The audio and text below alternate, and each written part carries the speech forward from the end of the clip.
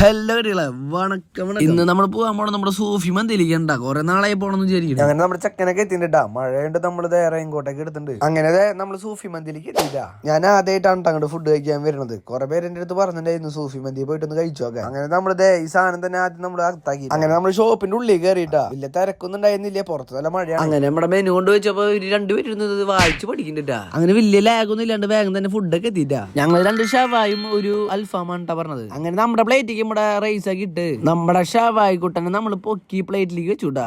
ആദ്യം തന്നെ നമുക്ക് മസാല കൂട്ടി ടെസ്റ്റ് ചെയ്ത് നോക്കട്ടാ. ഇനി നമുക്ക് ഷവായിന്ന് ഒരു ചെറിയ കഷ്ണം പൊട്ടിച്ച് മായോല് പതിയെ മുക്കിയിട്ട് റൈസും കൂട്ടി പിടിച്ചു നോക്കട്ടാ. സംഭവം സംഭവം കലക്കിട്ടാ. എനിക്ക് ഭയങ്കര ഇഷ്ടമായി. അങ്ങനെ ഫുഡ് അടിച്ച് ഫിനിഷ് ആവാറായപ്പോഴാണ് ഞങ്ങൾ ചെക്കനൊരു ചാലഞ്ച് കൊടുത്തത്.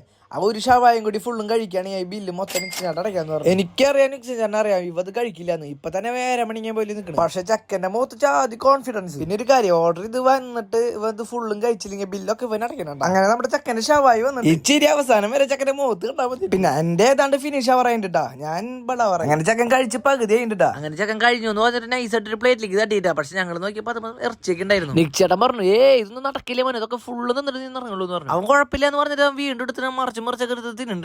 പിന്നെ ചെക്കന്റെ മെല്ലെ കണ്ണൊക്കെ നിറഞ്ഞടങ്ങി. പിന്നെ വെള്ളം കൂടിയായി. അങ്ങനെ ഗഡി മോൻ ഇത് ഫുള്ള് ഫിനിഷ് ആക്കിയിട്ടാ. ഞങ്ങൾ ഒട്ടും പ്രതീക്ഷയില്ല അവൻ ഇത് ഫുള്ളാക്കും. പക്ഷെ അവൻ എത്ര കഴിച്ചാലും അവന്റെ ശരീരത്തിൽ പിടിക്കണില്ല. നിങ്ങളുടെ കൂട്ടത്തിലുണ്ട് അങ്ങനെ എത്ര ഫുഡ് അടിച്ചാലും ഇങ്ങനെ മെലിഞ്ഞൊലിഞ്ഞ് ഉണ്ടെങ്കിൽ ഒന്ന് ടാക്കിയിട്ടാ അവരെ. അങ്ങനെ അവന് കൊടുത്ത ചാലഞ്ച് അവൻ ഫിനിഷ് ആക്കിട്ടാ. പിന്നെ ഞാനും ഫിനിഷ്. അങ്ങനെ പുറത്തിറങ്ങി ഈ ജീരകം മിഠായും കഴിച്ച് ഈ സാധനം ഒരു ഗ്ലാസും കുടിച്ച്. ഈ സാധനത്തിന്റെ പേര് എന്നിട്ടാ അറിയോ? അതെന്തായാലും അതെന്തായാലും കുടിച്ചിട്ടുണ്ട്. അപ്പൊ ശരി, ബൈ.